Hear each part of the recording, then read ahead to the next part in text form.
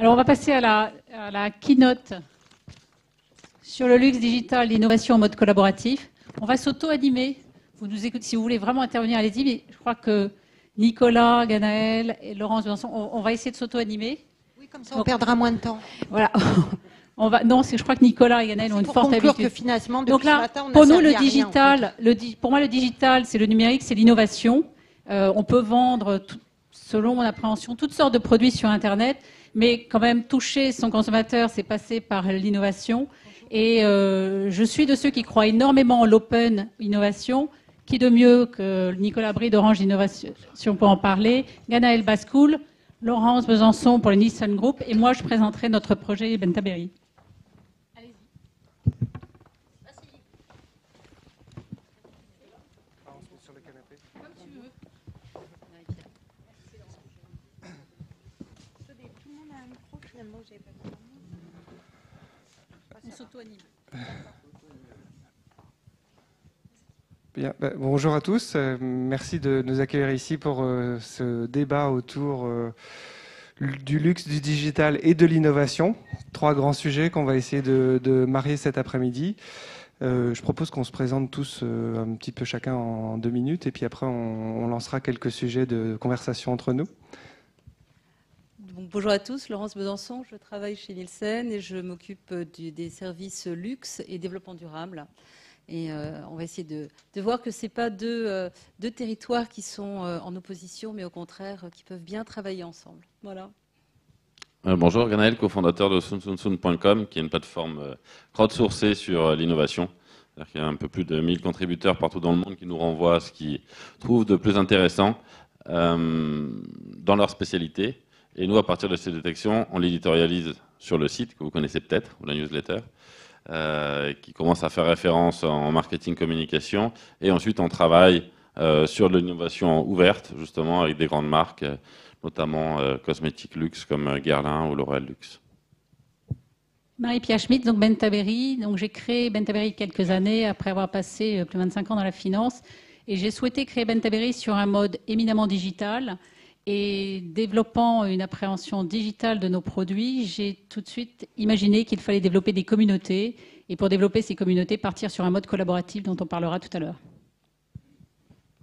Je regarde si ma fiche apparaît, mais sans ça, je peux commenter la tienne. Marie-Pierre Schmitz. Ah voilà.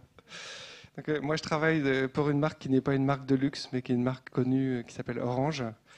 Et je travaille à la division innovation et plus particulièrement sur tout ce qui est plateforme collaborative, innovation ouverte. Et plus récemment sur une plateforme qui s'appelle Imagine with Orange, dont on parlera tout à l'heure. Ouais, alors 2 mots peut-être sur ce qu'on appelle le collaboratif. C'est souvent dans le vocabulaire anglo-saxon assimilé au crowd. Donc ça va être une foule de gens qui vont se fédérer autour d'un projet pour le réaliser par eux-mêmes au lieu de passer par un intermédiaire. Typiquement le crowdfunding, je me passe de la banque, j'ai un produit que je trouve intéressant, je le propose à la foule, au crowd, et par les préventes, je vais financer une pré-série qui va me permettre un amorçage sans faire appel au système bancaire. De la même manière, dans la distribution, normalement c'est un qui achète en gros et qui revend au détail. Aujourd'hui, la plupart de la croissance sur l'e-commerce, elle se fait par les marketplaces. Et donc une marketplace, c'est un crowd de vendeurs qui se réunit et qui propose une offre unique, sans qu'il y ait un décideur central. Amazon, par exemple, fait plus de 50% des unités vendues en marketplace, c'est-à-dire qu'il n'achète rien, il ne revend rien, il ne sert juste que de plateforme à un certain nombre de vendeurs qui vendent à travers Amazon contre une commission. Et quand on parle de l'innovation, que ça va être du crowdsourcing d'idées, ça va être produire, cette fois-ci pas en termes d'apport de marchandises ou d'apport de cash, mais en termes d'apport d'idées, co-construire un contenu. Et tous les médias du web qui ont une certaine visibilité sont en fait crowdsourcés. Wikipédia est crowdsourcé, YouTube, la plus grande chaîne de télévision du monde, elle est crowdsourcée. Et si on passe du côté service, c'est Marketplace aussi, ça a fait les leaders mondiaux en 10 ans.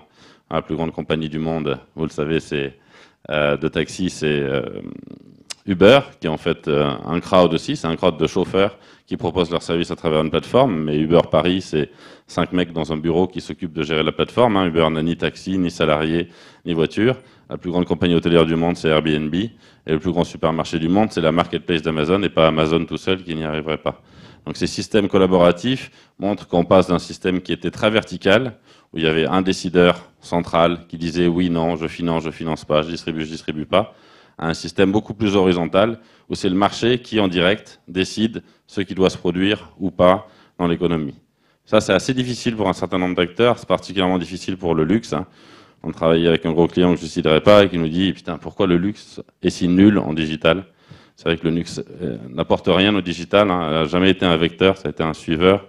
Et la plupart des sites e-marchands, même des plus grandes marques, sont assez nuls, mais c'est parce qu'il y a une rupture de paradigme complet, parce que le luxe, par nature, est très top-down. Il y a un gourou, il y a un directeur artistique, il y a une vision qui est propagée à la foule, et la foule suit le logotype, comme on suit une religion. Il y a une part de foi dans le luxe, parce que c'est identitaire. Et ça, c'est l'inverse du crowd, c'est l'inverse de ce qui marche dans le web, qui, depuis la seconde vague du web, qui est le 2.0, est très bottom-up, c'est-à-dire que c'est le marché qui décide ce qui lui plaît ou pas. Et c'est très dur de concilier ce top-down avec ce bottom-up, et d'ouvrir, quand je suis une marque de luxe, la création. Okay. On travaille avec directeur marketing dans le luxe, ils ont très peu de marge de manœuvre, mais ce qu'ils disent, attention, le directeur artistique a dit ça. Et je peux pas trop, enfin, je peux changer la PLV chez Sephora, mais bon, je peux pas faire grand chose. Je peux changer l'icône sur le site, mais il y a une aura qui est au-dessus et qui est dictée à la foule interne que sont les salariés ou externe qui est le marché. Donc je dis ça, c'est un peu pour être disruptif, mais bon, c'est pour vous montrer le décalage générationnel. Et on a travaillé notamment avec Publicis ou Aegis Media qui nous disent le danger numéro 1, c'est qu'aujourd'hui, le luxe ne se rend pas compte de ce gap de réalité. Pourquoi ? Parce que sa clientèle, elle est en Chine, où on accepte encore le top-down, parce qu'on est en phase d'apprentissage, et elle est sur des seniors qui ne comprennent pas le web. Donc tout le monde est dans cette incompréhension mutuelle qui fait qu'on ne voit pas que ça ne va pas. Mais quand la génération Y va arriver, qui elle est assez peu cliente des marques ou des maisons traditionnelles de luxe, eh ben ce gap va devenir apparent. Donc beaucoup de marques s'interrogent sur comment concilier le collaboratif avec le luxe. Je t'interromps une seconde. D'une part parce que je vais oublier ce que j'ai envie de dire. Puis d'autre part, comme ça, tu vas pouvoir reprendre ton souffle. Oh. Et puis, et tu vas pouvoir atterrir sur tes exemples de luxe et de communauté, parce qu'il y a quand même des exemples intéressants. Moi, ce que tu dis, ça m'amène 3 réflexions. Alors, le point de vue Orange ou acteur du numérique, finalement, ce qu'a décrit Ganaël, c'est plus de l'innovation de produits ou de services, c'est de l'innovation de plateforme. Ça veut dire que l'entreprise est une sorte de pivot dans son écosystème. Et ça, c'est des choses qui sont longuement montées en puissance dans le numérique depuis 2000. Hein, donc ça fait 12 ans, et notamment avec Amazon, mais ensuite amplifié avec Apple et l'App Store, Android et l'Android Store. Et maintenant, tous nos produits, je parle des acteurs du numérique, sont conçus dans une logique de qui va les utiliser comme usage, mais qui va développer de la valeur par-dessus. Et donc comme aussi des plateformes de co-création ou de création par les gens, par les développeurs, la communauté des développeurs en particulier. Ce qui amène à la deuxième réflexion qui est, et qui est peut-être effectivement très difficile à appréhender quand on vient du luxe et du monde de la création, c'est que dans un certain nombre de cas, on ne fabrique pas des produits finis. On fabrique des éléments qui vont permettre à d'autres de créer leurs propres produits, de les affiner, de les personnaliser, de les customiser, c'est pas tout à fait la même chose, d'assembler différentes briques de différents acteurs. Aujourd'hui, Google est en train de fabriquer le smartphone modulaire, c'est-à-dire qu'on pourra en prendre des parties et se le personnaliser, se le customiser, et si possible, en n'étant pas développeur en fait. Et cette logique de je ne fais pas des produits finis, je fais des plateformes qui servent pour les autres, ça demande psychologiquement un gros changement qui est le lâcher-prise. Je pense que le lâcher-prise n'est pas le propre du créateur, notamment dans le luxe. Voilà. Troisièmement, même si la co-création induit la participation de la foule, écouter les gens, ils apportent des idées, ils co-développent parfois, ça n'empêche pas la marque de maintenir son identité. Et donc nous, typiquement, ce qu'on dit, c'est on écoute les utilisateurs et les consommateurs, et après on décide ce qu'on fait. On n'applique pas forcément exactement tout ce qu'ils ont souhaité, ne serait-ce parce que dans l'innovation, il y a une vieille histoire que vous connaissez sûrement, qui est l'histoire de Ford. Hein. S'il avait écouté les consommateurs, il voulait des voitures à cheval qui aillent plus vite, et il n'aurait pas inventé la voiture à moteur. Alors nous, c'est pas ça. Hein. Les consommateurs, ils sont quand même très branchés numériques. Ils ont des idées très pertinentes et très novatrices, mais elles sont simplement pas forcément pour nous. Par contre, en tant qu'acteur de l'écosystème, on peut les accélérer, on peut les associer à une marque Orange, à un réseau de distribution. Finalement, on ne les fabrique pas, mais on amène le canal pour ces innovations. Voilà, trois visions autour de cet écosystème qui habite nos équipes de création. Moi, je peux citer sur ce tableau un exemple d'étude, de méthodologie d'étude qui est rendu possible par ce courant de collaboration et puis aussi des technologies. Aujourd'hui, on arrive à avoir des tests de concepts où on arrive à tester jusqu'à 25 000 concepts différents pour une publicité, pour un produit, pour un packaging.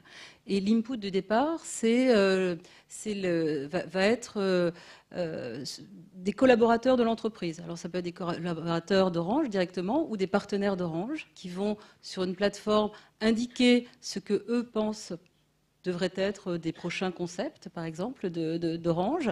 Et donc, on collecte toutes ces informations et grâce à des algorithmes extrêmement développés, on arrive à sortir le concept gagnant pour l'entreprise. Donc, on part vraiment de l'input le plus large d'un écosystème autour d'une entreprise, par exemple, pour arriver à créer de façon collaborative, des packaging, des pubs, des produits, etc. etc. C'est des nouvelles approches d'études qui sont actuellement très intéressantes. Alors, je vais rebondir sur le collaboratif pour un échange avec Guénaël. Lorsque j'ai créé Bentaberry, je l'ai créé sur une observation de terrain. Cette observation de terrain rencontrait une réalité scientifique qui était qu'en effet, la population des 15-30 ans n'était pas adressée spécifiquement par les grandes marques de cosmétiques sur leurs besoins. Mais elle n'était pas adressée simplement que par les grandes marques, mais également par les réseaux de distribution. J'avais le sentiment que cette population ne trouvait pas des réseaux de distribution qui lui étaient adaptés dans le monde entier. Aucun des jeunes autour de nous ne va dans une pharmacie acheter un produit de beauté, un produit contre l'acné, une capote ou tout produit qui est trait à des sujets tabous. Et enfin, je me suis aperçue également que la façon dont on parlait aux jeunes, elle était déconnectée. Elle était déconnectée parce qu'en réalité, c'était des adultes qui s'adressaient à eux. Et moi, je me suis dit finalement, puisque le sujet existe vraiment, puisque le sujet rencontre une réalité scientifique, qui est que les peaux jeunes ont de vraies spécificités. Ça, ce sont les fondamentaux. Travaillons avec les experts, donc l'Université Paris-Descartes et l'INSERM, pour développer cette ligne de produits. Ce ne sera plus un débat. Il n'y a plus de débat. Les experts mettent au point la recherche, développent des produits, et c'est acquis. Faisons les fabriquer en France, parce que je crois en la chaîne de valeur française, traçabilité, durabilité, qualité. Mais une fois ça mise au point, j'ai considéré que c'était un sujet annexe. J'ai considéré qu'il fallait toucher ce consommateur. Et comment le toucher ? Eh bien, tous ceux que j'ai rencontrés ne me convainquaient pas. Et je me suis dit finalement, les seuls qui peuvent vendre ces produits, c'est ceux qui se les approprieront. Et s'ils se les approprient, il va falloir qu'ils les développent eux-mêmes. Ils ne développeront pas le scientifique, ils ne développeront pas la recherche, et pourquoi pas plus tard à travers d'autres labos. Mais il fallait qu'ils se les approprient en les personnalisant. Et pour ce faire, il fallait les adresser par communauté. Je dis toujours que Bentaberry est une marque universelle née en France. Pourquoi universelle ? Parce que je pense qu'une marque peut parler au monde entier si elle parle à des tribus. Un surfeur, qu'il soit chinois, italien, anglais, est toujours un surfeur. Un musicien également. Vous pouvez dupliquer ça dans tous les modèles. Partant de là, il fallait fabriquer ces communautés. Enfin, les fabriquer. Il fallait les construire. Et quel est le mieux qu'un modèle collaboratif et que le digital pour construire ces communautés, puisque le digital, c'est là qu'ils vivent. Ce sont des digital natifs, c'est là qu'ils vivent, c'est là qu'ils s'expriment et c'est là qu'ils construisent leur avenir. Pourquoi moi irais-je imaginer ce qui est meilleur pour eux ? Ils sont mieux placés que moi.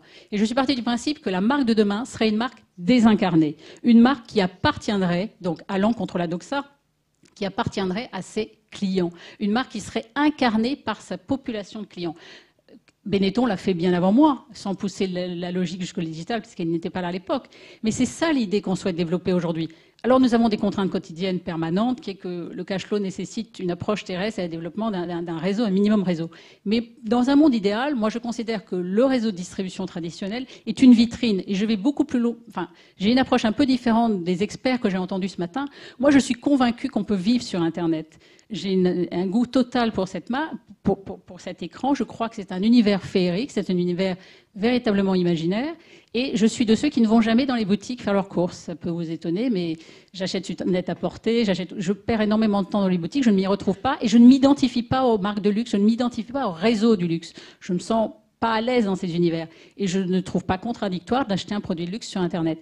La question maintenant, c'est comment créer ces communautés, comment les fédérer et comment rendre cette marque propriétaire des autres, sachant qu'encore une fois, je considère que Bentaberry sera un succès le jour où tout le monde aura l'impression qu'elle a été créée par l'ensemble de ses clients, allant même très loin, puisque moi je pousse la logique, au-delà du modèle collaboratif, c'est-à-dire développer des produits avec nos clients, je pousse la logique jusqu'à penser qu'il faudrait ouvrir notre capital à nos clients, les rendre actionnaires, développeurs, participateurs, pour se rendre compte que la logique qu'ils développent, c'est aussi une logique quotidienne de pérennité et de durabilité.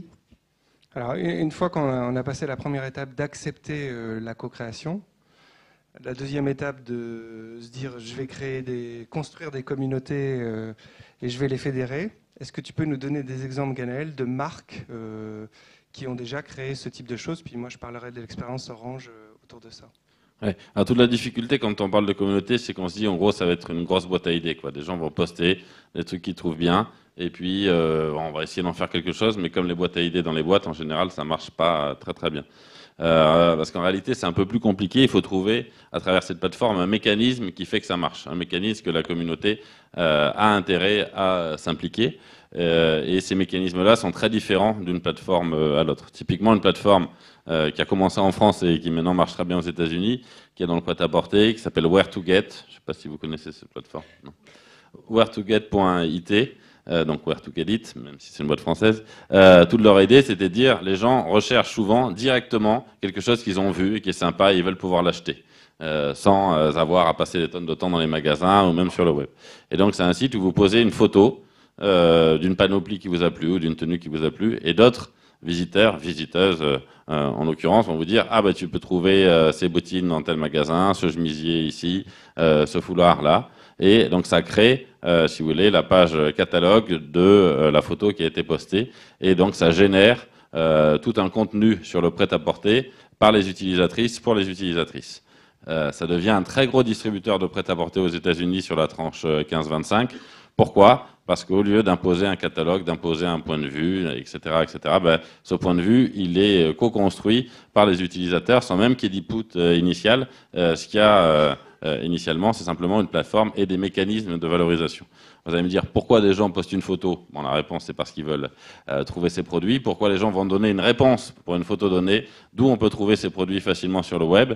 Ben, pour avoir accès à ce qui les intéresse. Là, en l'occurrence, ce qui les intéresse, c'est les coulisses du prêt-à-porter. Donc, au début, ils se sont dit, on va valoriser avec du cash les contributions qui sont intéressantes. Catastrophe intégrale. Pourquoi? Parce que ça amène une population de gens qui mettent un maximum de liens en espérant gagner du cash. Par contre, si on va dire, on va vous payer des billets pour aller à une Fashion Week, on va vous donner accès à des préventes, donner accès à des dîners avec des designers ou avec des patrons du prêt-à-porter US, ça a très très bien marché. Okay, donc c'est une forme de valorisation dont on n'a pas trop l'habitude en marketing, notamment marketing relationnel. La plupart du temps, c'est de la fidélité avec un peu d'exclusivité, mais bon, vaguement. Peut-être s'il y a une soirée qui est organisée un jour, c'est le bout du monde. Bon, on a accès à des coupons de réduction et 2-3 ventes privées. C'est ce que font la plupart des points de vente. Là, c'est pas une rémunération en termes de cash qu'attendent les gens la plupart du temps. Personne contribue à Wikipédia contre de l'argent, personne contribue à Where2Get pour de l'argent. Donc il faut trouver quel est le ressort, le levier qui va faire que les gens contribuent, et ensuite mettre en œuvre ce levier à travers le bon mécanisme. Un autre exemple assez fameux de co-construction, c'est Lego, qui s'apercevait que il fallait trouver toujours de nouvelles idées pour fabriquer les boîtes et les kits, et qui s'est dit j'ai beaucoup de heavy users qui ont entre 7 et 77 ans, je vais leur demander, proposez-moi des constructions qui vous semblent intéressantes, et puis celles qui seront le plus sollicitées par les visiteurs, on les transformera en effet en produits, et vous serez auteur de cette composition-là, et voilà, vous ferez partie quelque part de la boîte Lego sous plein de modalités que vous pourrez voir sur le site. Et vous toucherez des royalties sur le voilà. compte. Et comme vous avez une espèce de pattern, alors c'est plus de la paternité que de l'argent, mais ce qui plaisait aux gens, c'est d'être auteur quelque part d'une conception, et ils touchent des royalties en tant qu'auteur. Donc là, c'est pareil, c'est un mécanisme, c'est une histoire du Lego que j'aime beaucoup. Je veux en écrire un chapitre, et je suis reconnu comme auteur à travers mes droits d'auteur et mes royalties. C'est une perspective très différente de ce qu'on a d'habitude. Et ça a d'ailleurs aidé Lego à un virage stratégique, c'est qu'ils sont aperçus que beaucoup de gens postaient des reconstitutions de Star Wars, d'Harry Potter, etc., etc. Ce qui a accentué la politique de Lego dans sa politique de licence, qui aujourd'hui fait son succès en récupérant les licences de grands blockbusters avec des studios qui font une grosse partie de leur vente parce que les gens voulaient retrouver et remoduler un univers qu'ils aimaient bien à travers le jeu. Je t'interromps de nouveau parce que je te connais. Et pareil, je vais de nouveau oublier ce que je veux dire. Donc, j'ai deux commentaires. Dans le numérique, les communautés qu'on connaît bien depuis longtemps, c'est les communautés open source. Donc, c'est-à-dire des développeurs qui se mettent ensemble pour construire un logiciel et ça donne Android, qui est un système open source, ça donne Linux, qui est un système open source, ça donne Mozilla, le navigateur que je crois 30% des gens utilisent, qui est un système open source, etc. Pourquoi les gens contribuent? Alors parfois ils touchent de l'argent, donc c'est un peu le système royalties Lego, en partie, hein, puisqu'il y a effectivement la paternité du produit qui est importante. Il y a le côté reconnaissance des pairs. Et donc vous, en tant que marque de luxe, si vous arrivez à créer une communauté, ça veut dire que non seulement les gens reconnaissent votre marque, ça c'est ce que vous êtes, mais reconnaissent qu'ils appartiennent à la même communauté autour de votre marque et que ce que les gens pensent de ce qu'ils ont dit, c'est important. Ce qui, à mon avis, est assez nouveau pour le monde du luxe, qui n'est pas forcément aussi réseauté que ça. Mais je poste un commentaire parce que je vais avoir un retour de la communauté en parallèle de la marque, et ça compte pour moi. Et deuxièmement, je pensais à ça pendant que tu parlais de l'exemple de l'entreprise qui fédère des communautés pour aider les gens à trouver l'objet qu'ils ont vu, Where to get. Voilà, where to get. Et donc ça, on comprend bien le besoin aujourd'hui parce qu'avec la fast fashion où tous les 15 jours ça change chez Zara et chez H&M, faut pas se louper, hein, faut acheter le truc là, sans ça dans 15 jours tu l'as plus. Et ça peut aider à retrouver le produit qu'on a aimé, enfin le vêtement qu'on a aimé ailleurs. Eux, ils ont un challenge, c'est-à-dire que Where to Get, c'est pas une marque, personne ne connaît.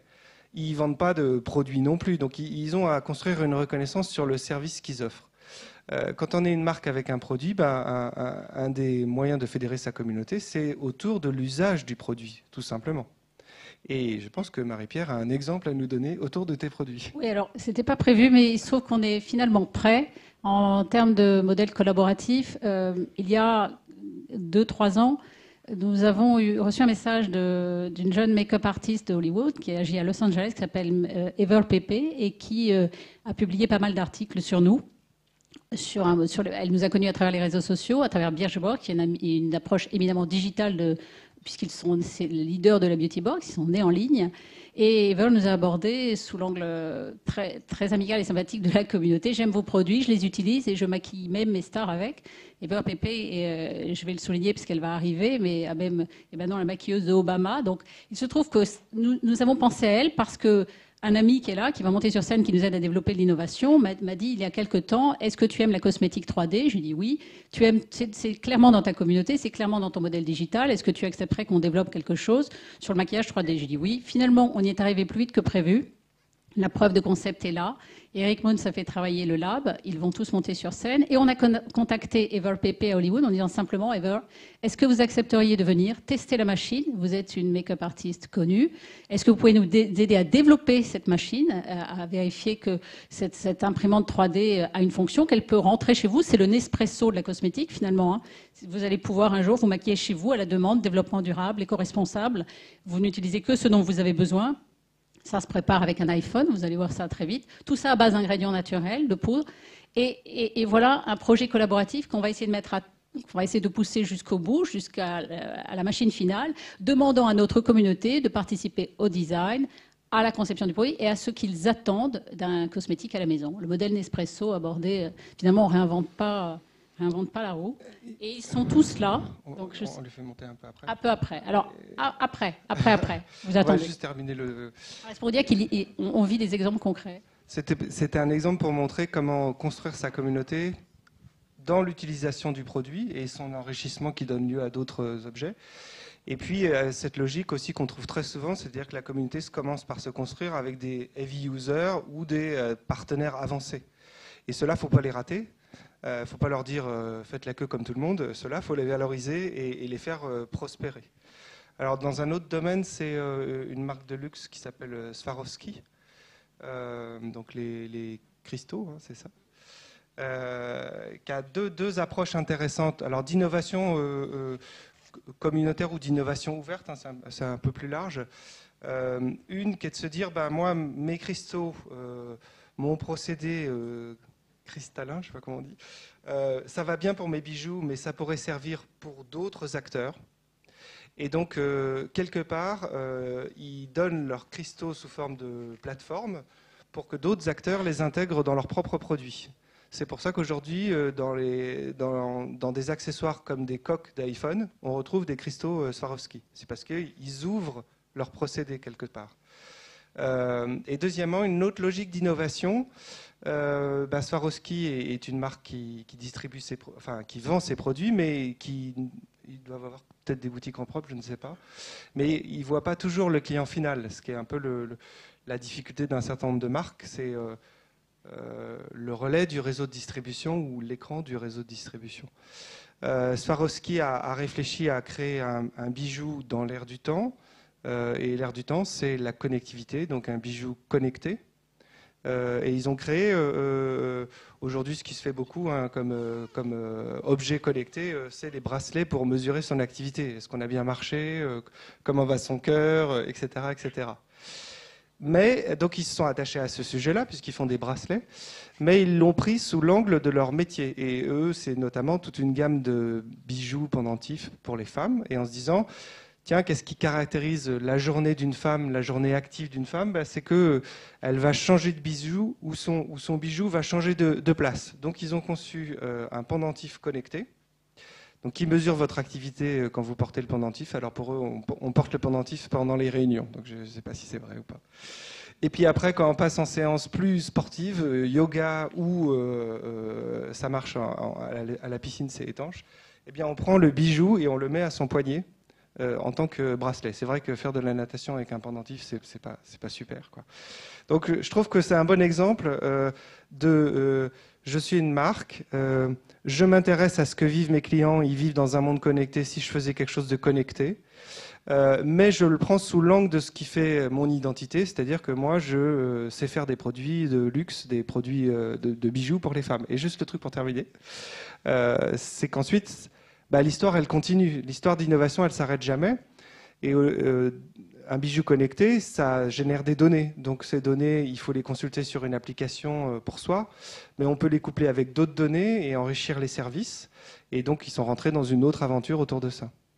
Alors, on va peut-être demander à Laurence d'intervenir parce que moi, j'ai cette problématique de créer des communautés. Comme chacun sait, ça transcende le luxe. Là, il s'agit évidemment de parler de data, de big data.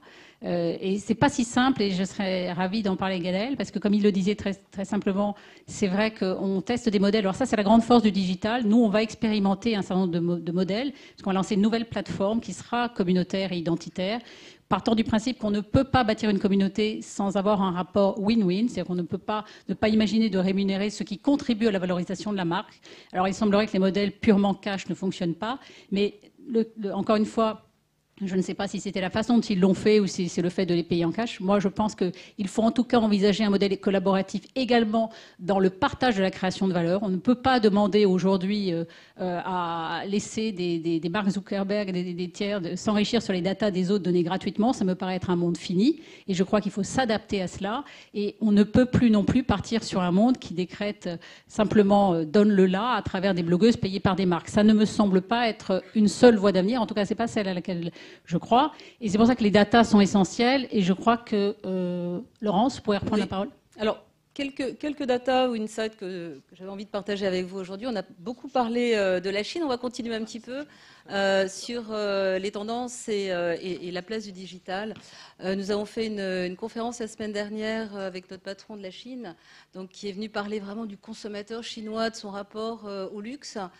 C'est passionnant. Je vais essayer de ressortir quelques informations, sachant que je ne suis ni Jonathan, s'il est encore là, ni chinoise, mais c'est pour avoir des repères un petit peu sur les tendances et continuer à voir comment ces mutations collaboratives s'opèrent. Alors, d'abord, le consommateur chinois est en pleine mutation et constante, on l'a déjà dit.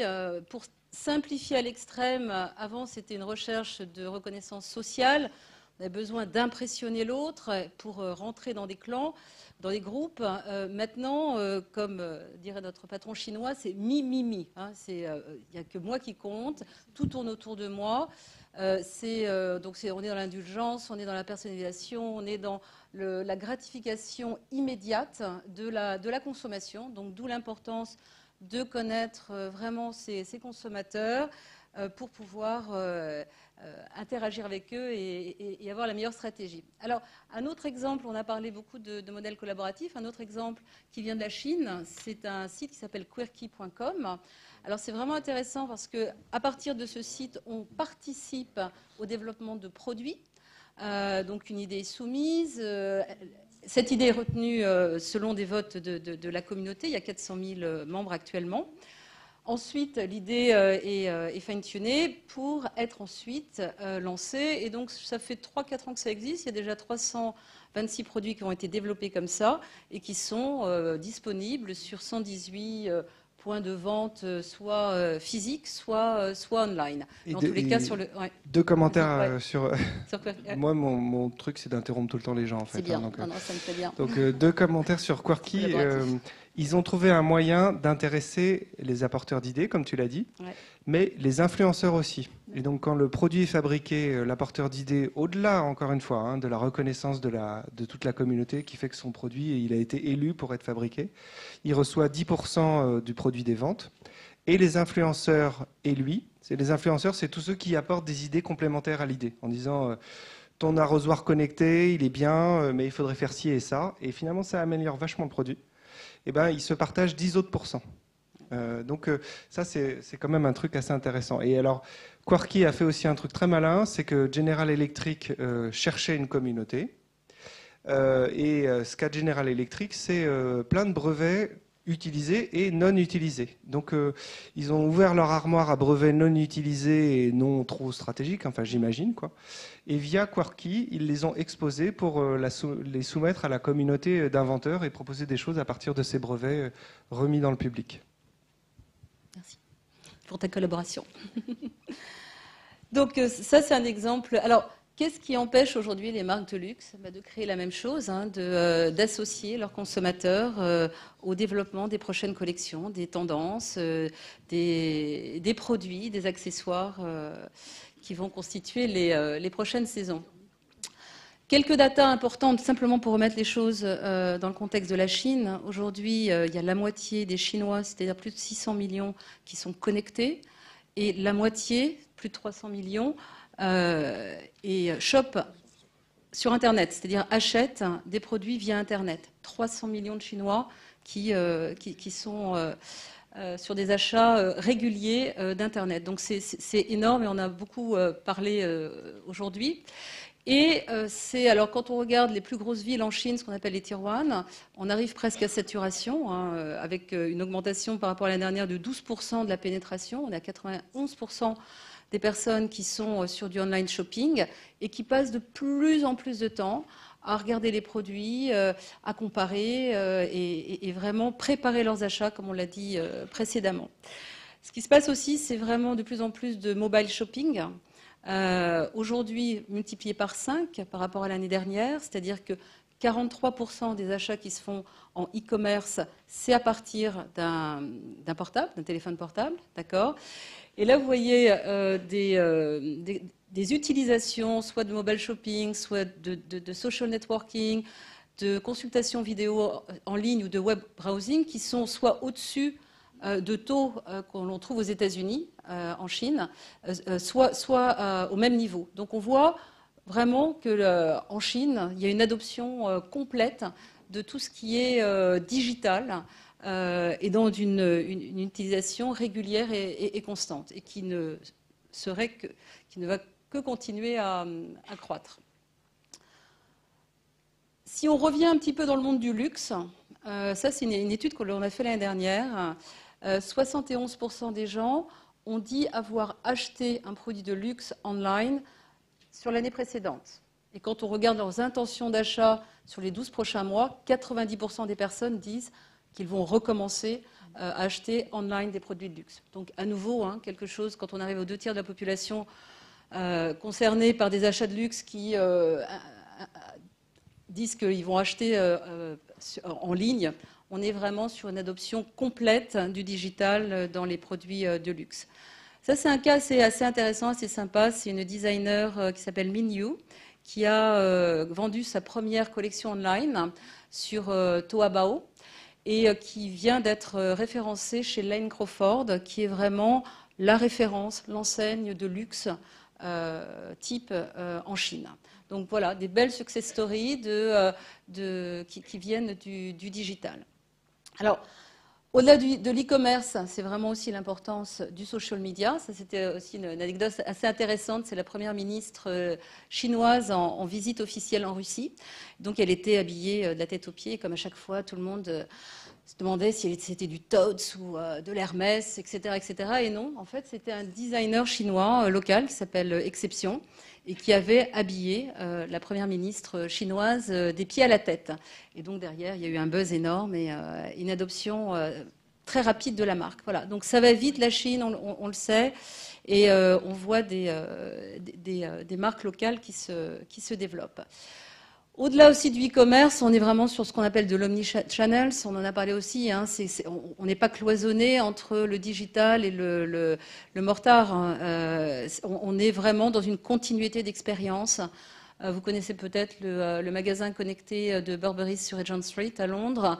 En Chine, ils ont aussi une application. Vous pouvez choisir votre rouge à lèvres en fonction à partir de votre photo. Donc vous embrassez votre application et après vous pouvez essayer toutes sortes de couleurs. Donc ça, on est vraiment dans une continuité, dans une intégration jusqu'au paiement. Alors c'est assez intéressant sur Alibaba, par exemple. Vous pouvez payer juste avec un selfie. Et puis, bien entendu, on paye avec toute la mobilité depuis longtemps, que ce soit au Japon ou en Chine. Voilà, donc une intégration totale de la partie digitale dans le luxe en Chine et qui vraiment permet de travailler de façon collaborative. 2-3 autres éléments si on a le temps. Juste, tu me dis. Oui, non, c'est juste pour c'est pas qu'on ait un tropisme particulièrement chinois, c'est que je pense que vu d'ici, on ne voit pas ce qui se passe là-bas.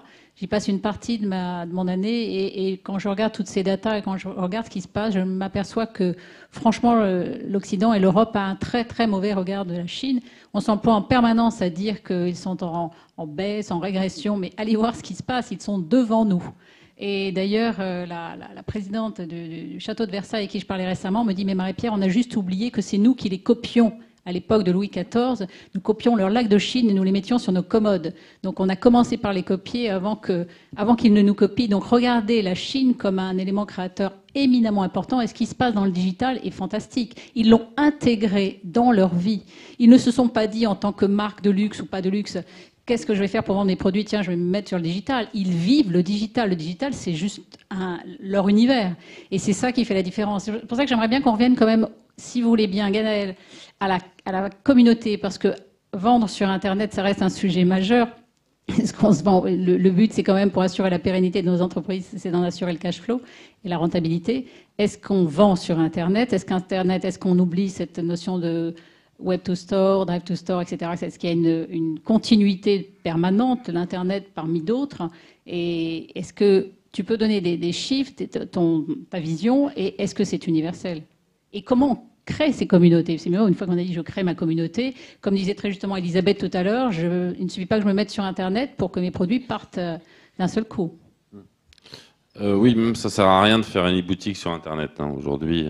Vraiment, c'est très important d'imaginer le pouvoir d'un marketplace comme Taobao ou Alibaba ou Amazon aujourd'hui qui recrutent en prêt-à-porter toutes les marques de luxe, en cosmétique aussi. Donc si je dois faire une e-boutique pour faire du couponing et un programme de fidélité par emailing, il vaut mieux ne pas le faire.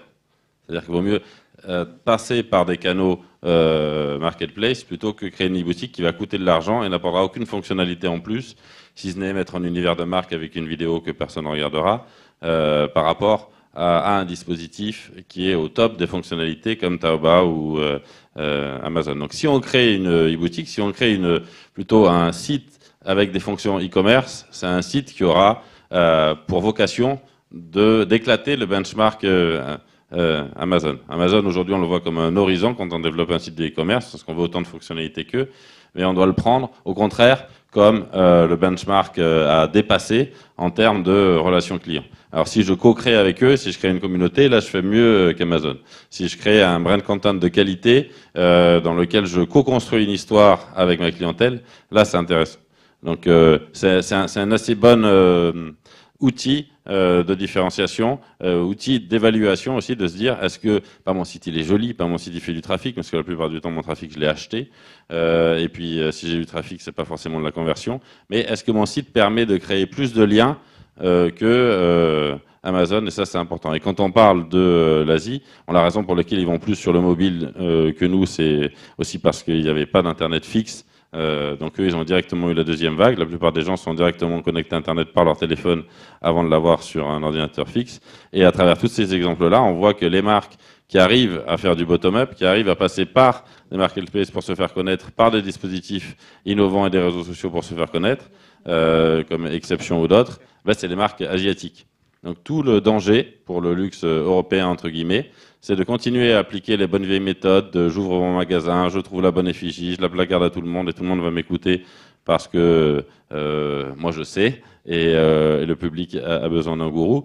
Et ça marche de moins en moins et sur la nouvelle génération, ça ne marchera plus du tout.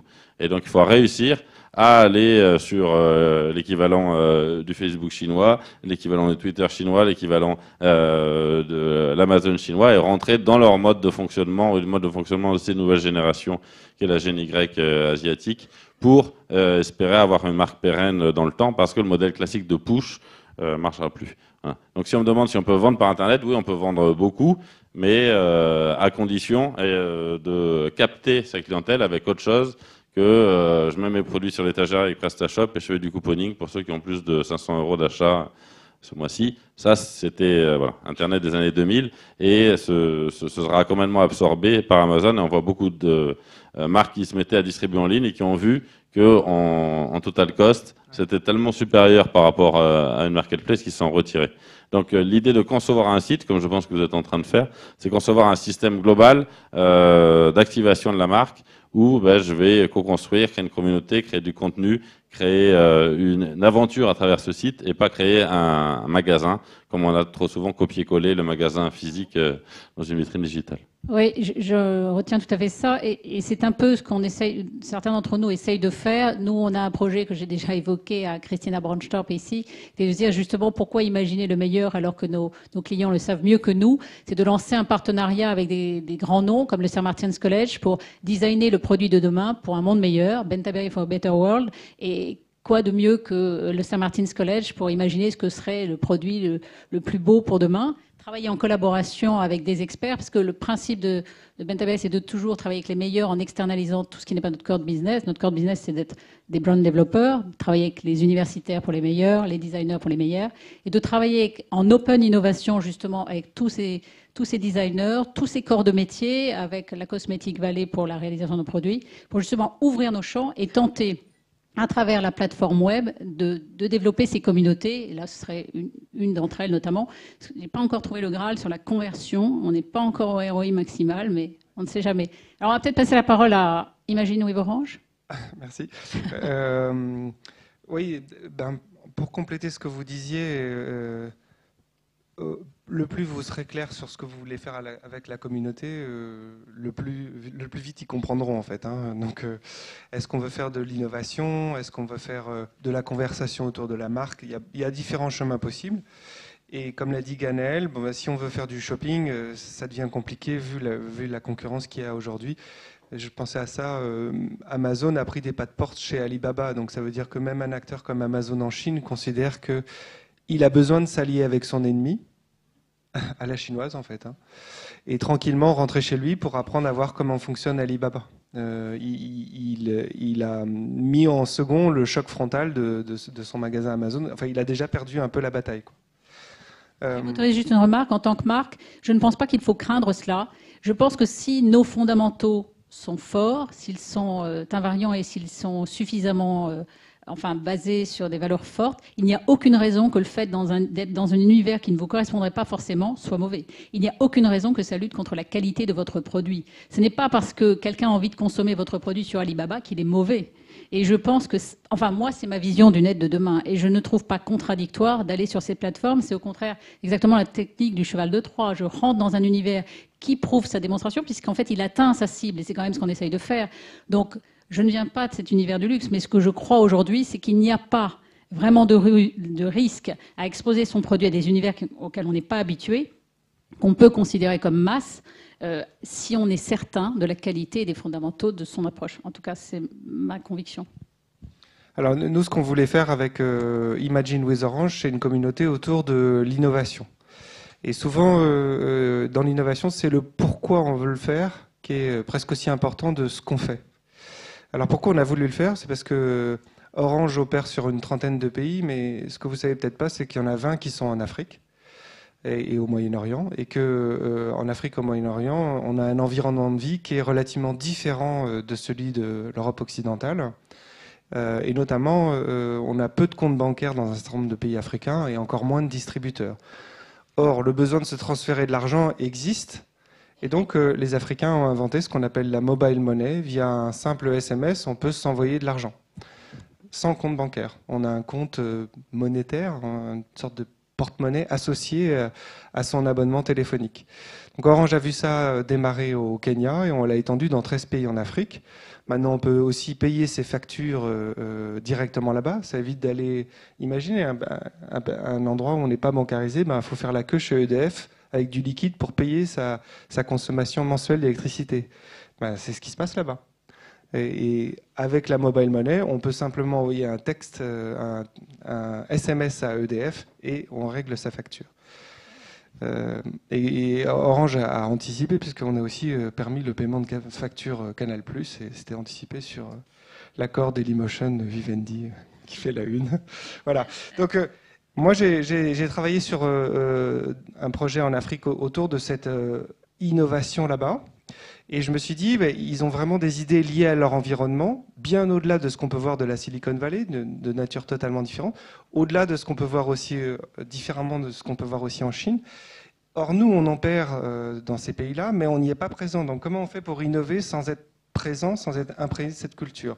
Créer une plateforme où les gens vont partager leurs idées d'innovation. C'est ça la raison d'être d'Imagine. Après, le reward pour la communauté. Pourquoi les gens devaient venir? Alors on s'est dit, ils vont poser leur idée et on va les récompenser avec un objet connecté et on va faire un retour sur leur idée quotidien. C'est-à-dire, je pose mon idée et en un jour ouvré, on a un retour sur son idée de la part d'Orange. Et nous, on pensait que c'était l'objet connecté qui intéresserait les gens. Pas du tout, en fait. Enfin, s'il l'intéresse quand même, il est un très bel objet connecté. Mais c'est le retour des experts Orange qui les intéresse. Et le retour sur leur idée en disant « Ok, Orange m'a répondu ça ». C'est un retour pas toujours bienveillant, mais pas toujours bêtement positif, entre guillemets, aussi challengeant. Et ça, ils ont apprécié. Et du coup, la communauté a grossi simplement parce que les gens ont dit aux autres « J'ai posé mon idée sur Imagine with Orange », ils m'ont répondu le lendemain. Et c'est pas le call center qui m'a répondu ou le vendeur de la boutique, éminemment respectable, c'est les experts innovation d'Orange. Ils ont répondu un truc super pointu sur mon idée et tout ça, je vais continuer à creuser. Et je vous raconte ça parce que ça peut être des exemples de la manière dont vous pouvez construire votre communauté. Après, en dialoguant avec eux, donc on a compris que c'était un bon reward, que les idées primées, Orange allait éventuellement les travailler pour les mettre en place, les combiner, etc. Donc c'était valorisant pour eux. Mais ils ont dit, mais si mon idée, elle est primée, elle arrive en tête des votes, et que je veux la continuer, est-ce que Orange la garde pour lui ou est-ce que vous êtes prêt à m'aider? Et nous, on a dit, est-ce que tu veux de l'argent? Et ils ont dit, heureusement, non, ce que je veux, c'est de l'expertise et du marketing. Donc ça, on a dit, on peut faire. Et donc, on a maintenant, pour les gens qui posent des idées sur Imagine et qui gagnent le challenge qu'on fait tous les trimestres, sur la base du vote des gens de la communauté, donc l'idée la plus populaire, en fait, soit elle remporte un objet connecté, soit on lui propose un coaching pour passer de son idée à un projet entrepreneurial. Et pour conclure cette histoire, je vous montre une petite vidéo. Comment elle s'appelle ? Stéphanie est prête, qui vous raconte cette aventure. Nos vies changent avec le numérique. Et si vous pouviez influencer ces changements? Et si l'on écoutait votre avis? Orange vous invite à partager vos idées pour qu'elles deviennent réalité. Chaque trimestre, Imagine avec Orange propose un thème.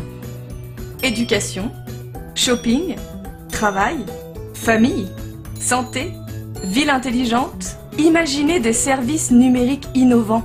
Exposez vos idées en quelques mots et partagez-les.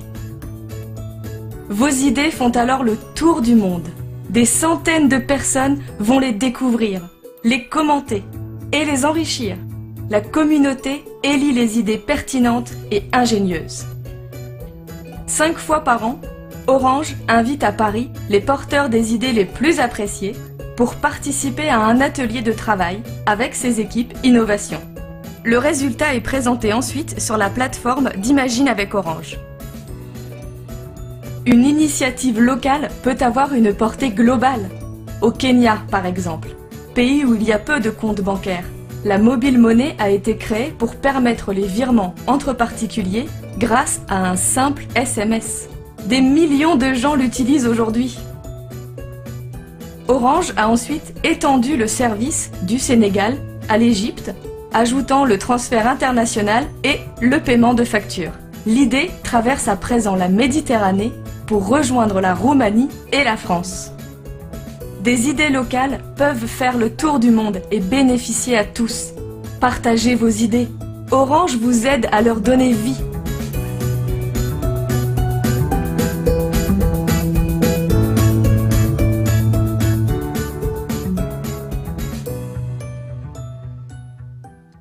Et pour conclure sur Imagine with Orange, en fait, on s'est rendu compte que les challenges d'idées, les campagnes d'idées qu'on proposait chaque trimestre, elles pouvaient aussi intéresser d'autres marques en recherche d'opportunités d'innovation. Et donc maintenant, on va lancer des campagnes avec d'autres marques associées autour de thématiques qui les intéressent, bien sûr liées au numérique, hein, c'est ça la légitimité de la plateforme, s'adressant à cette communauté qui maintenant fait 5000 personnes dans 29 pays exactement. Pour revenir sur la communauté, parler tout à l'heure de fédérer des consommateurs et des clients engagés. Engagés, ça suppose que les marques aient un sens. On ne peut pas tricher, je pense, à travers l'ère numérique. Ou si on triche, en tout cas, le mensonge a une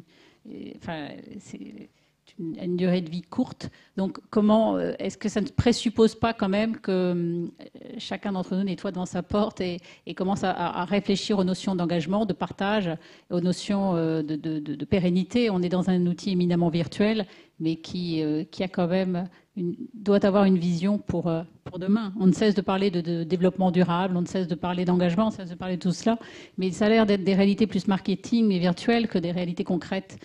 Comment on fédère ces communautés en réalisant ça via le digital, qui est un outil merveilleux, puisque moi j'ai accédé à EverPP grâce à Internet, je ne l'aurais jamais connu, ce n'est pas mon univers, ce n'est pas mon terrain de jeu habituel. Donc comment on fait ça? Comment on fait passer ces valeurs réelles de marque à travers ces communautés? Je ne sais pas si parmi vous, quelqu'un a déjà participé à un projet de crowdfunding, non? Oui. Bon, voilà. Le porteur de projet va vous présenter le projet et après il va commencer à vous parler, mais comme un porteur de projet, pas comme une marque. Et comme un porteur de projet, ça veut dire j'en suis ici, je sais ça contre ça, je suis pas sûr, peut-être que j'aurai un peu de retard, je suis désolé. Et qu'est-ce que vous en pensez de ceci?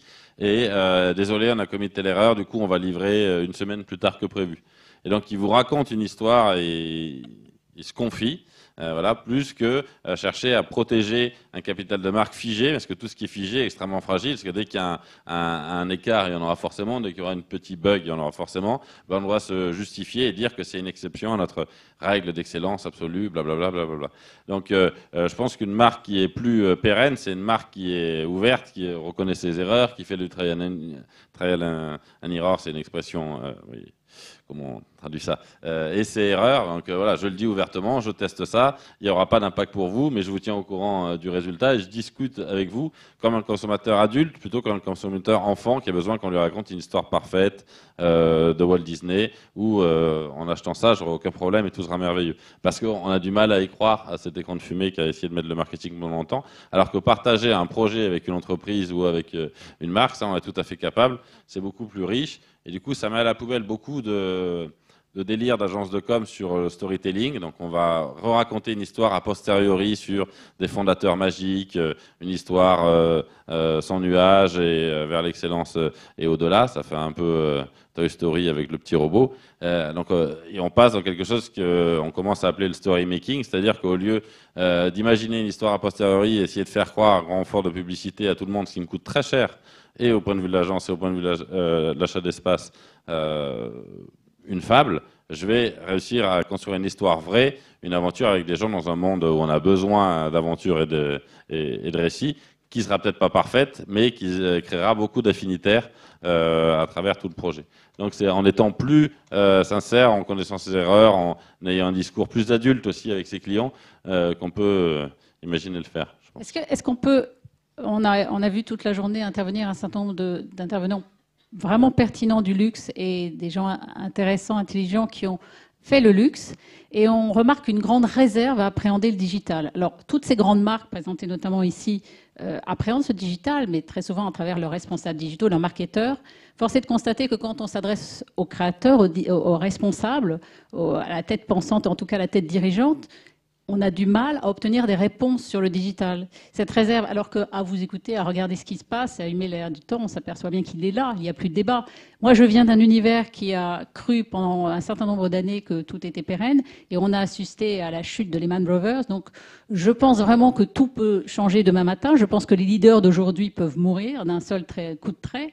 Comment voyez-vous l'avenir de tous ces grands leaders dans leur approche du digital? Est-ce que vous les considérez en réserve? Est-ce que cette notion du luxe et du digital vous paraît justement un problème? Puisque si on en croit ce qu'on a vu sur scène aujourd'hui, il doit y avoir un conflit interne entre dirigeants et équipes digitales et marketeurs, parce qu'on sait que ces groupes ont des équipes extrêmement performantes quand on voit ce qui se passe sur Internet.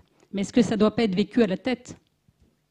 Si ces groupes écoutent leurs consommateurs et que les consommateurs ont besoin de digital pour acheter, pour gagner en rapidité, etc. Je pense que c'est vraiment une question d'écoute consommateur. Si les consommateurs le demandent, il faut suivre et appliquer ces stratégies. Nous on est depuis le début dans le digital et on était un opérateur.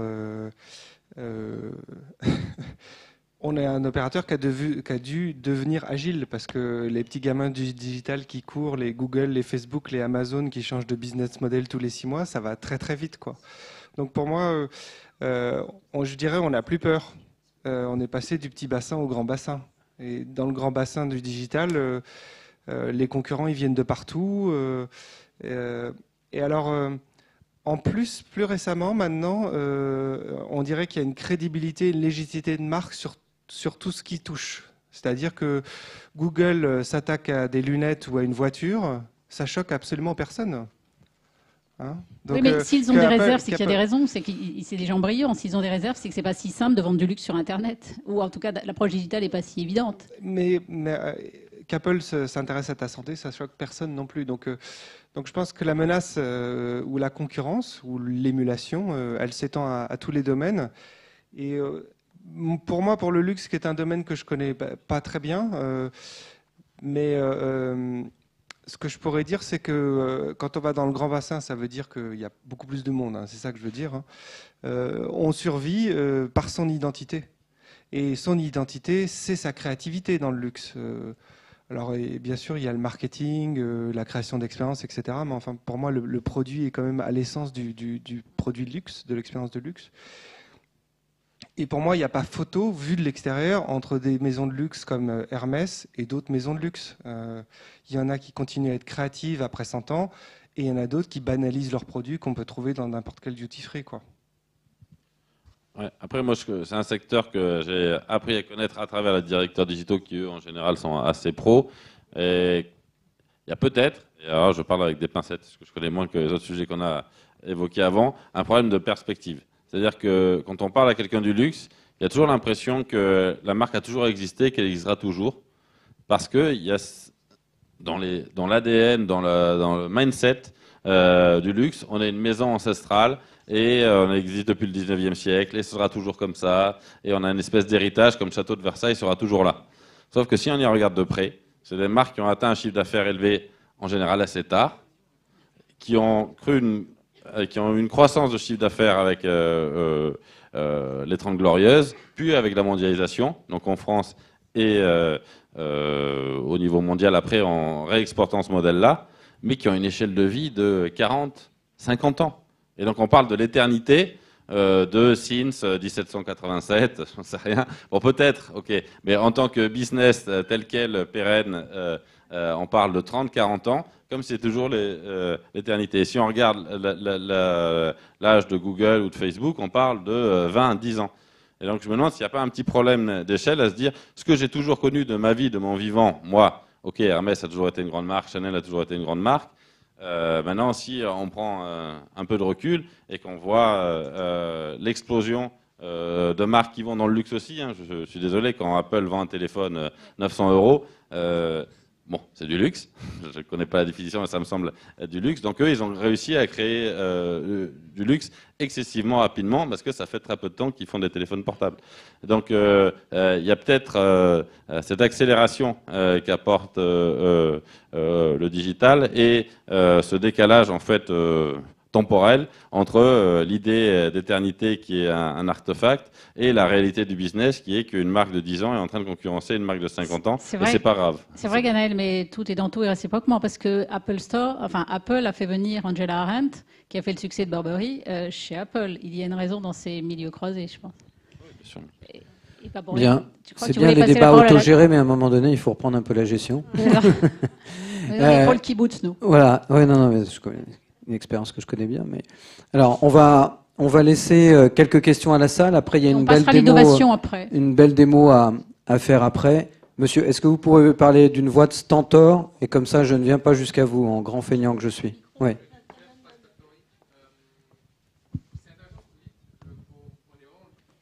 C'est une bonne nouvelle.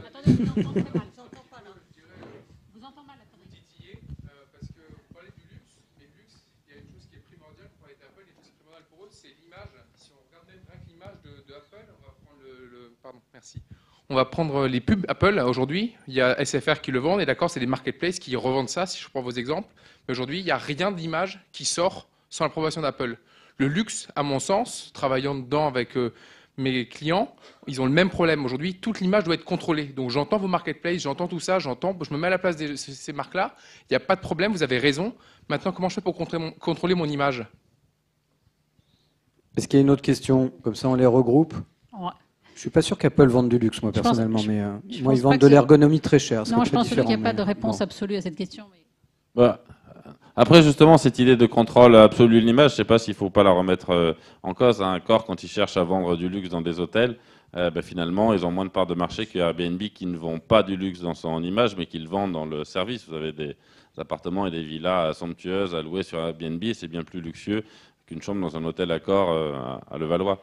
Donc, et rappelons qu'Airbnb a pris 3 millions de nuitées d'hôtels à New York l'année dernière sur toute l'hôtellerie. Donc tout ça pour dire que vous avez raison. C'est la tradition dans le luxe de contrôler son image et de créer une rhétorique dans laquelle cette image donne une idée d'éternité. On est toujours là, on sera toujours là, on respecte une tradition de création millénaire. Bon, pourquoi pas. C'est un bon argument commercial. Maintenant, est-ce qu'il fonctionne et est-ce qu'il est compétitif par rapport à quelqu'un qui a une image plus ouverte, mais qui, dans le service, propose quelque chose qui est perçu comme du luxe, parce qu'au final, c'est la perception qui est la réalité.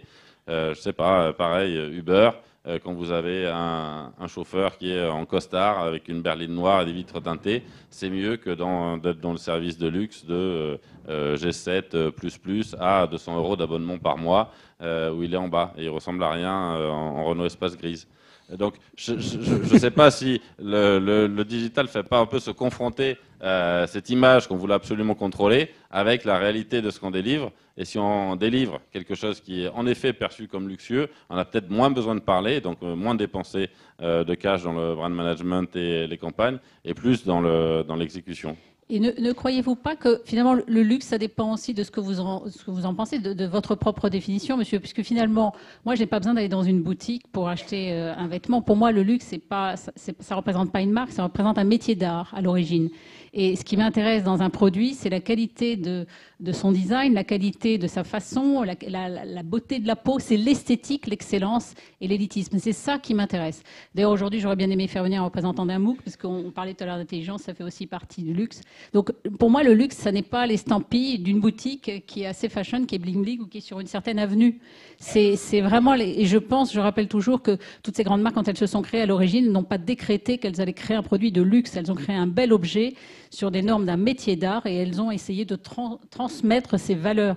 Donc, moi, je pense, mais je peux parfaitement me tromper, mais je défends l'idée que si on est sûr de ses fondamentaux, si on maintient la valeur de nos actifs et si on respecte cette valeur, je ne vois pas de raison que l'environnement vienne démolir cet édifice. Je dis toujours que je serai heureuse le jour où nos communautés se seront appropriées mon produit, puisqu'en fait, elle est faite pour eux. Ces produits sont faits pour eux, ils ne sont pas faits pour moi. Et ce que je garantirai toujours, c'est la qualité intrinsèque du produit, sa démarche scientifique et son Made in France. Le reste, je ne sais pas. Je veux bien le laisser à disposition de tout le monde. Ça ne changera rien aux invariants. J'ai une question là. Oui.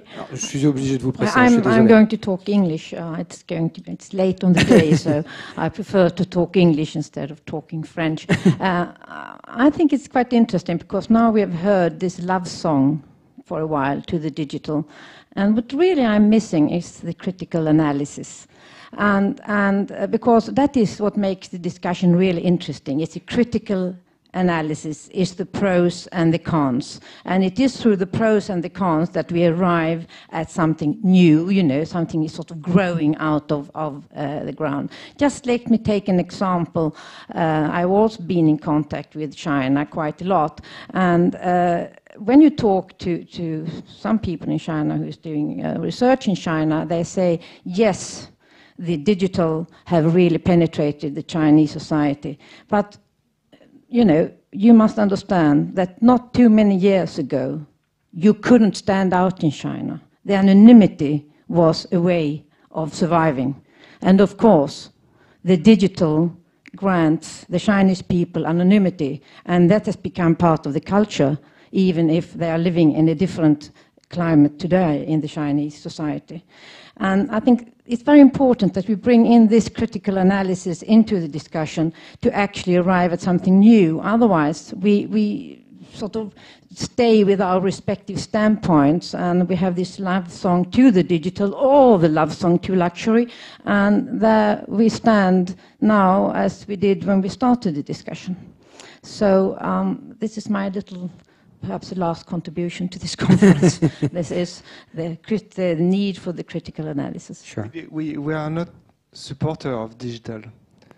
We tell you what it does. And because we are from different industry, we may be a little bit in advance toward your industry. And we tell you that in digital, letting go, working with community, co-creation are a way of doing things. That's all. I don't say I'm pro and cons. I just say that's what happens. I just wanted, what I actually said was not actually, it's not actually that you merely sing the love song. I say that there is the critical analysis, which is very important. And that doesn't mean that you don't see the possibilities. So even if the digital goes way up in the air, you still have to retain your critical analysis. This is very important because, sometimes which goes up like that could also come down quite quickly and could actually land in the wrong place. So this is what I'm saying. I hope you see the difference. Yeah, sure. Your neighbor, and then we will switch to right. the It looks like we're going from a second debate. That's for the critical debate. Okay. Yeah. Okay. It looks like we're going to the beginning, and we did warn I did say I'm an academic, so I'm different from everybody else here. But I am interested not so much in an answer now, but in asking a question, and I don't expect an answer, but the question it's really... a good question then. Well, the question really, you know, it's important to ask questions. And we shouldn't feel defensive about always having an answer, because things move. Yeah. So sometimes the answer is, bah, I don't know. And it doesn't mean you're ignorant. It means the truth. Yeah. You don't know. We improvise answers sometimes about things we know nothing about. Politicians do that very well. Yeah. So let's not behave like politicians. Let's not defend our ground, but let's say, you know, I don't know. And the reality is, you posed a question. It was a good question. We all struggled and we all confronted different definitions. I think we should stop with the definitions because we've given enough definitions. I'm interested in the idea of the durability, interest in development durability. What do you do? I mean, I'm interested in Nielsen, this idea of the durable and the development of the durable. And also in the idea of creating the dialogue. And this dialogue, I think, as Christina is pointing out, we didn't coordinate, by the way. We just are saying similar things, but we didn't even know we were going to say those things. But the question is really, let's stop our position and think less about our profit, commercial profit, but let's think about what we can add to our lives and to people's lives. I don't hear that, ever. I've got another 10 slides, but I think we're running out of time. You can answer in French, if you want to. And then we really have to conclude. I think that's very short. What Ganaël explained more or less, the way you collaborate with your community or with the crowd. People don't expect profitability from the company. They expect a better experience in their life. And it can be essential to them. It can be at the core of their life, or it can be just an add-on to their life. That's the way they designed it. Okay. So it's clearly in the heart of co-creation in digital. Actually, my question was directed. I'll share with you examples where when you place social or environmental expectations from your clients or consumers at the heart of your strategy, you can build a real sustainable business.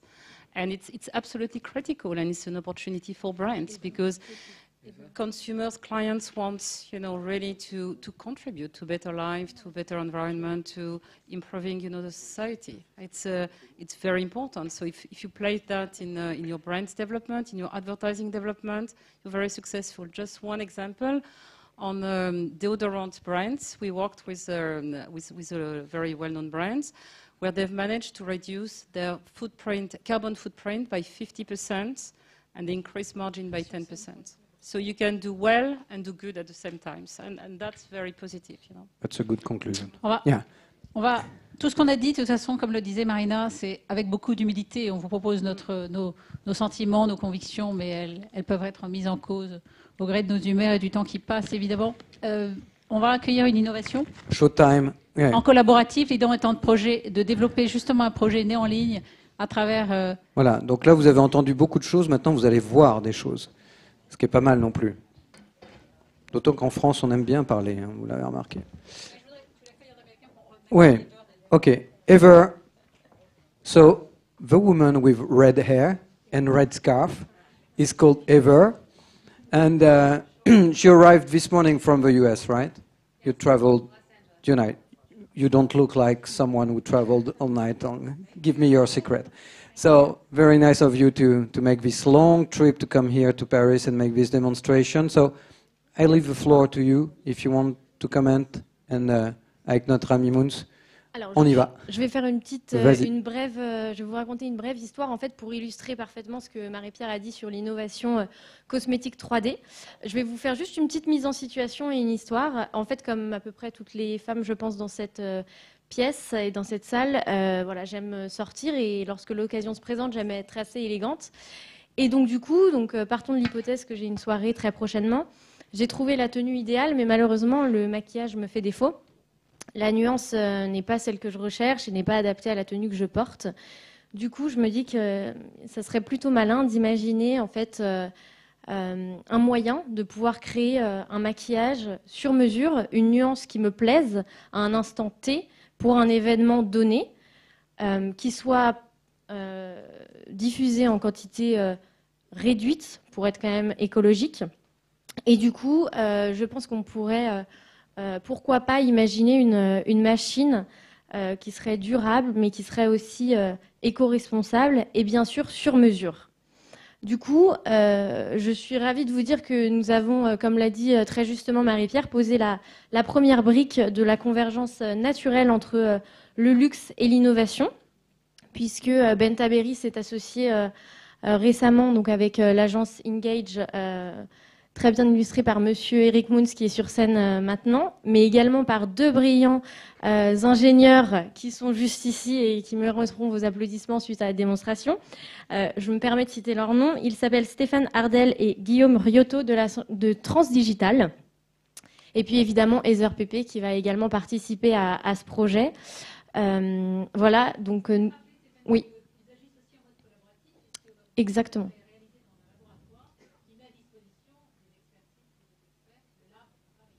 Bien sûr. Donc toute la démarche est évidemment collaborative, comme vous avez pu le constater. Il y a une agrégation de compétences entre la marque Bentaberry, entre évidemment ses experts ingénieurs, et donc entre l'agence Engage et bien sûr avec donc le côté très professionnel du maquillage.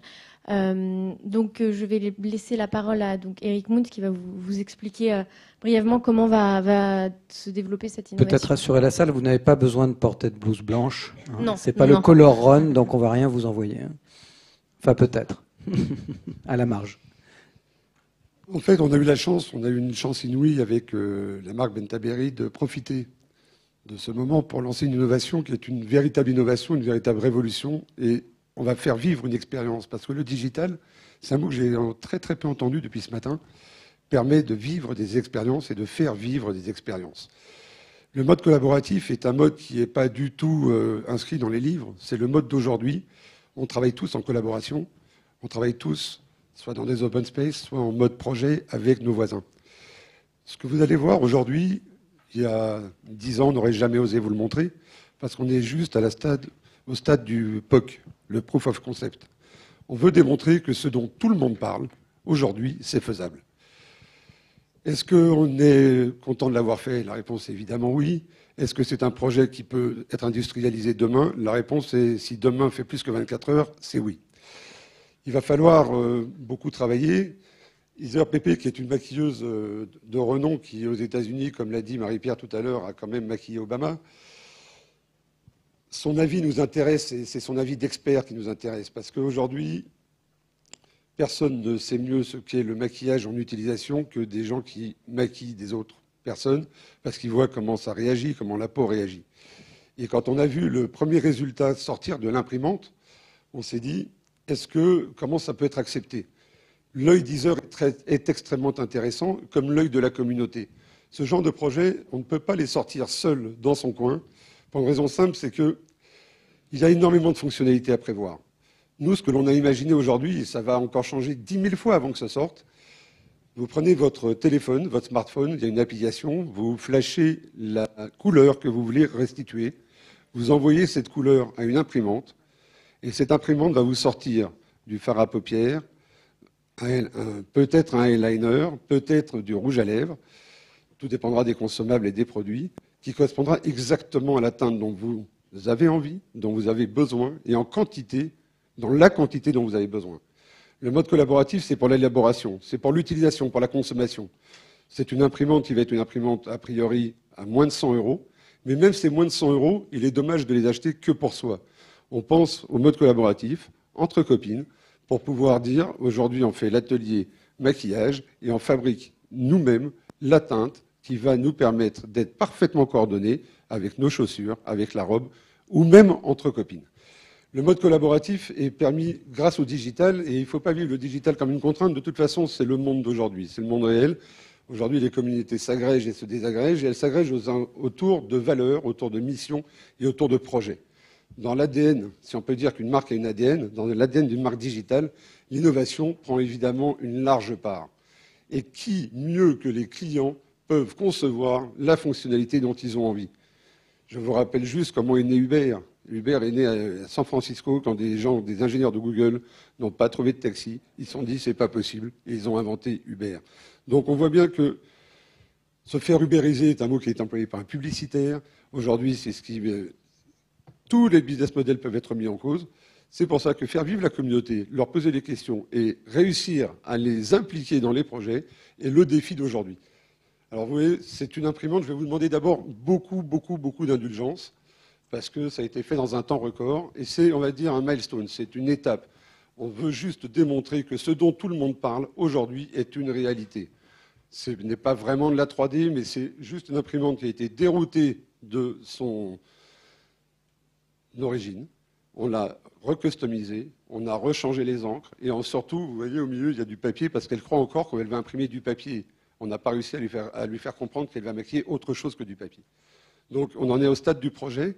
Et ce projet, la réaction Deezer est extrêmement intéressante, puisque c'est elle qui va nous aider à développer ce produit avec la communauté. Et quand elle l'a découvert, la première réaction a été une première réaction un petit peu de déception, parce qu'elle s'attendait à ce que le produit existe déjà. Mais quand elle a vu comment ça fonctionnait, comment ça réagissait, elle s'est dit le monde est possible. Le monde des possibles est enfin ouvert. Elle va vous raconter ça bien mieux que moi. Et je vous demande de saluer Heather Pepe. I'm going to just apologize now. I can only speak English, so I'm sorry for those of you that don't understand, but I don't speak any French, and I do not understand anything they just said right now. So if I repeat something that they said, I apologize. I just want to say how honored I am and excited to be a part of this. The technology behind this can totally change the makeup industry. And as a makeup artist, being in the industry for such a long time, I've seen how it's changed so much. Technology has been a big part of that, whether it be social media, websites, YouTube, anything, you name it. This will take it to a whole new level.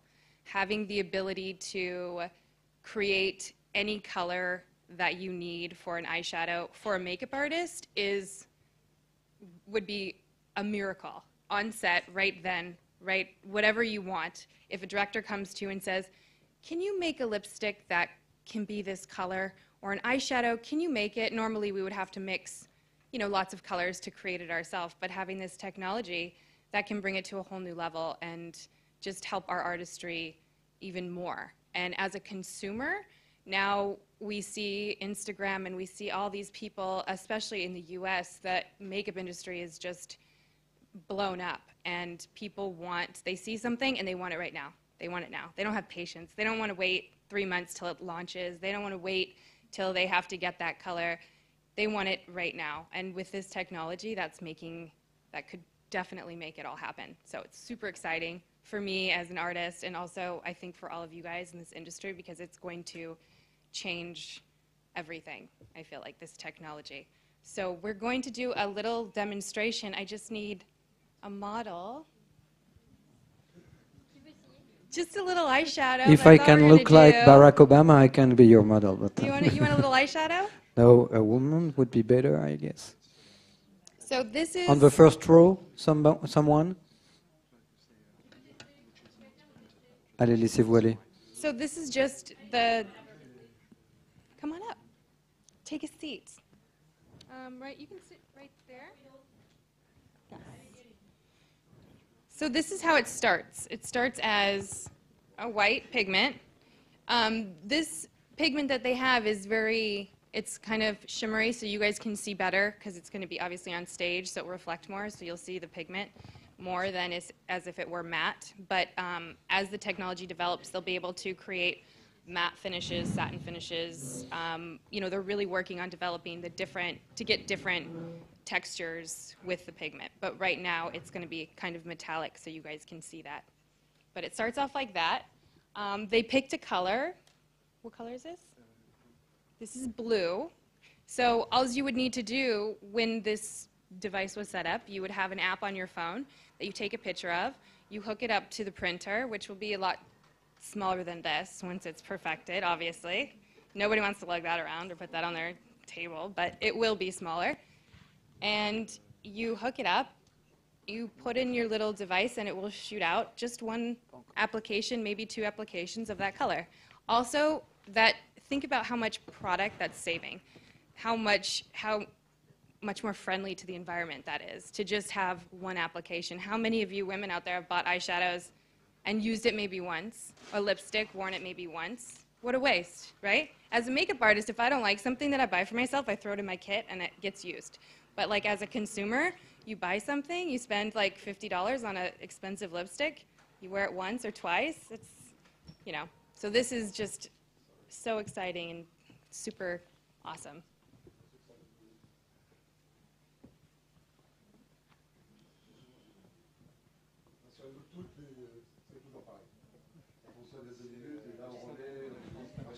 What do you think?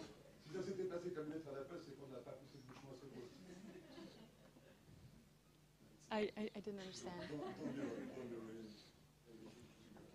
That's the French one. That's the French one. Ah.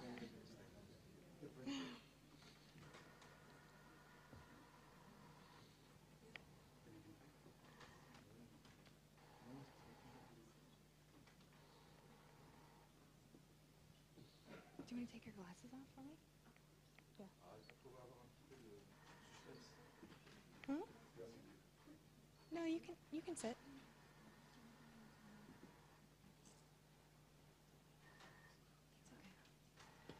I'm just going to do some eyeshadow and show the pigment and stuff. So this one is a silver blue. Okay. So you guys saw how when it went in it was white, transparent, and now it is silver.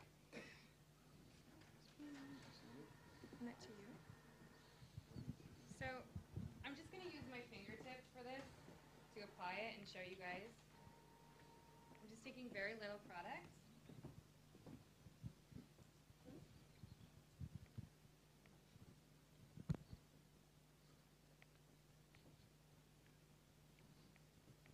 C'était donc vrai.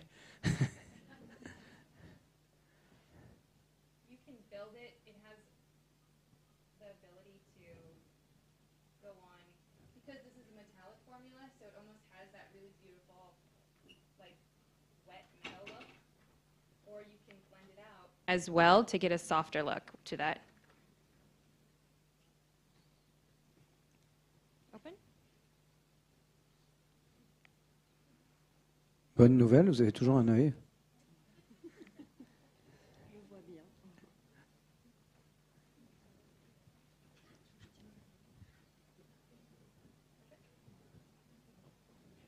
So do you guys all see that with the lights? Can you see that? Yeah. It's pretty impressive. C'est dingue.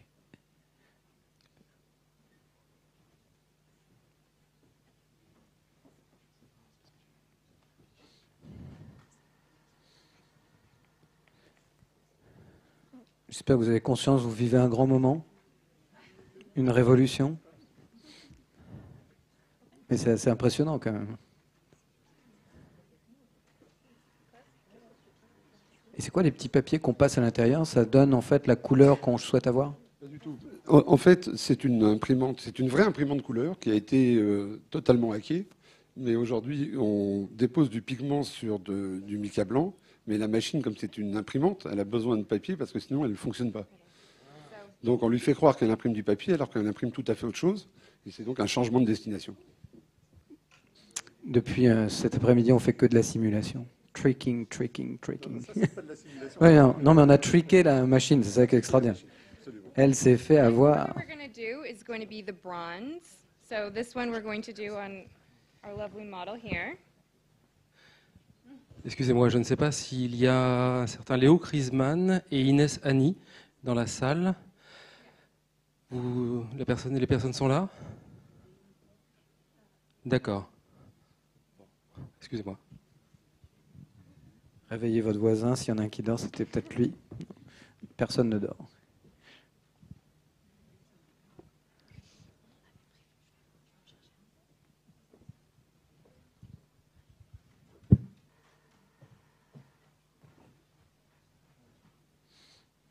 Là, elle ne s'arrête plus, l'imprimante. Là. Elle est lancée, elle est chaude, elle est en forme. Tout va bien. Une autre couleur encore. Et donc, finalement, on peut photographier une couleur qui vous plaît, on la transmet et on la retrouve de l'autre côté. Absolument. Fantastique. Sans paillettes, et aujourd'hui, on peut le faire sur du fard à paupières, et demain, on pourra le faire sur du rouge à lèvres, sur du vernis à ongles. D'accord. C'est vraiment la notion de... C'est vraiment la notion de... Ouais. C'est très volatile.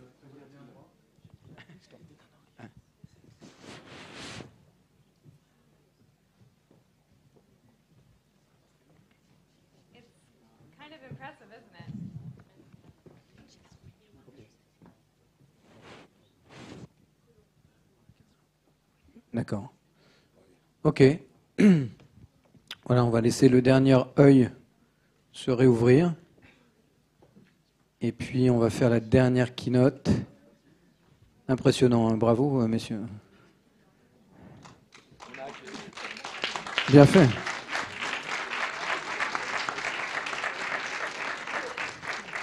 Oh, merci. Fantastique. Vous pouvez faire le avant et le après. I was saying she can do the before and after. So, yeah, okay. Okay. Heather, thank you so much for making such a long trip to make a 3D making up artist demonstration. I think so, yeah. Okay. Thank you so much. Félicitations à toute l'équipe. Bravo pour cette innovation dont on entendra parler bientôt, je pense, un petit peu partout. Bravo, messieurs. Et si vous voulez vous maquiller,